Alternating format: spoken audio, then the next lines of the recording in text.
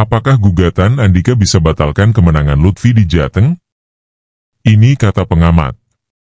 Pasangan calon gubernur dan wakil gubernur Jawa Tengah, Jateng, Andika Perkasa Hendrar Prihadi, telah mengajukan gugatan ke Mahkamah Konstitusi, MK.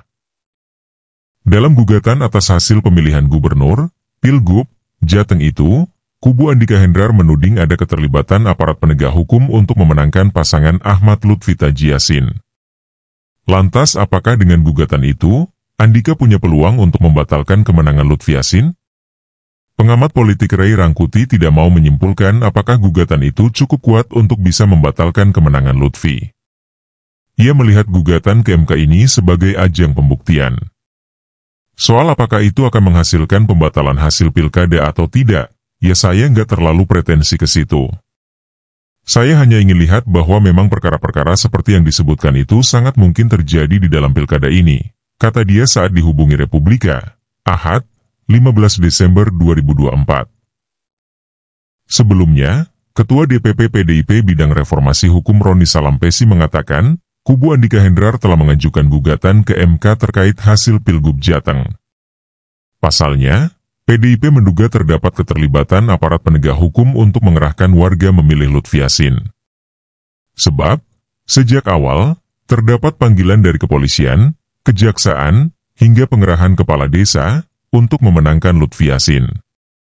Menurut Ray Rangkuti, keterlibatan aparat penegak hukum, terutama aparat kepolisian, dalam kontestasi politik sudah menjadi bahan pembicaraan umum.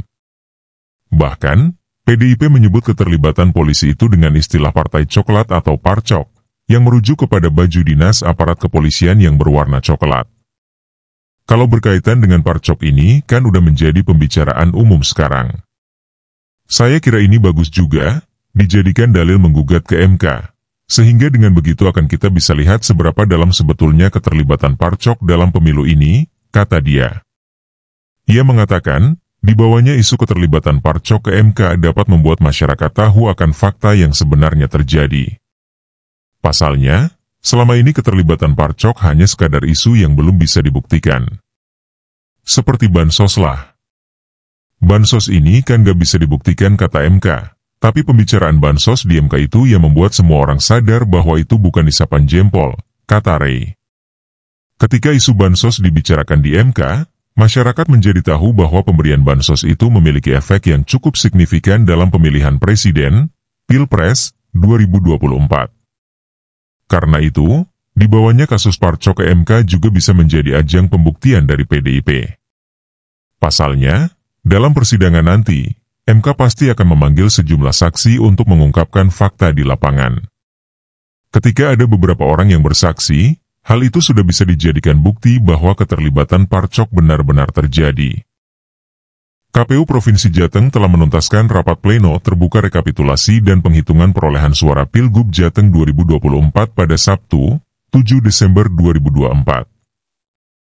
Hasilnya, pasangan calon, paslon, nomor urut 2, Ahmad Lutfi Taji Yassin Maimun, keluar sebagai pemenang.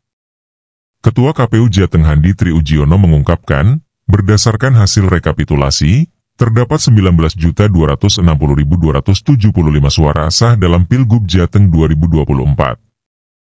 Sementara jumlah suara tidak sah sebanyak 1.528.502 suara. Total daftar pemilih tetap, DPT, adalah 28,4 juta. Paslon 01 angkanya 7.830.084 suara. Untuk paslon 02 angkanya 11.390.191 suara. Unggul untuk paslon nomor urut 02, kata Handi dalam rapat pleno yang digelar di kantor KPU Jateng, Semarang. Selisih perolehan suara antara paslon 02, Lutfi Yassin, dengan paslon 01, Andika Perkasa Hendrar Prihadi, Hendi, mencapai lebih dari 3,5 juta suara. Tepatnya 3.560.107 suara.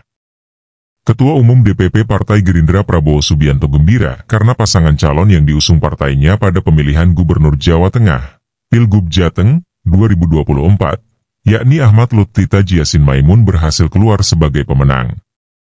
Lutfi Taji Yassin mengalahkan paslon PDIP Andika Perkasa Hendrar Prihadi, Hendi. Kalau menang, ya senyum. Kalau kalah, ya masam. Saya kira beliau, Prabowo, happy. Ini menambah keyakinan beliau bahwa Jawa Tengah siap untuk bisa bersinergi, selaras, dan tanpa tawar-tawar bisa melaksanakan program pemerintah secara konsekuen dari atas sampai ke bawah dan sampai ke masyarakat dengan baik, kata Ketua DPD Partai Gerindra Jateng, Sudaryono di Kota Semarang, Jateng, Ahad, 8 Desember 2024.